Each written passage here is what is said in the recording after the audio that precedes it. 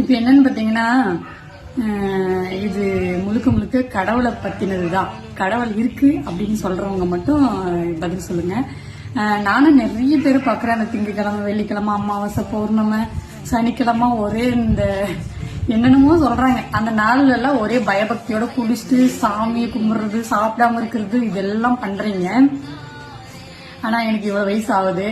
நானும் எல்லாம் என்னைக்கு நான் சாமியை கும்பிட்டுருக்கேன். நான் சாமி எதுக்கு கோயிலுக்கு போறேன் அப்படின்னு பாத்தீங்கன்னா, ஒரு நாள் ஜாலியா போயிட்டு வரலாம் அப்படின்ற எண்ணத்தோட தான் கோயிலுக்கு போறேன். சாமி நம்மளுக்கு இதை கொடுக்கும் அதை கொடுக்கும் அப்படின்ற எண்ணத்துல நான் எங்கேயும் கோயிலுக்கு போகல. இப்ப இந்த பக்தியா பயபக்தியா இருக்கிறவங்க கிட்ட மட்டும் நான் கேட்கிறேன். நீங்க தெரியாம தான் கேட்கிறேன், யாரும் கோவலாம் பட வேணாம். இப்ப நீங்க சாமி கும்பிடுறீங்கல்ல, கம்பல்சரி ஒரு நாள் கூட கேப் விடாம சாமி கும்பிடுறீங்க, விரதம் கூட இருக்கீங்க. நீங்க யாரும் இது வரைக்கும் ஹாஸ்பிட்டல் போகாம இருக்கீங்களா? போயிருக்கீங்களா? போகாம சாமி கும்பிட்டா உங்களை மாதிரி நானும் சாமி கும்பிடலாம் அப்படின்ற எனக்கு ஒரு தாட் வந்திருக்கு.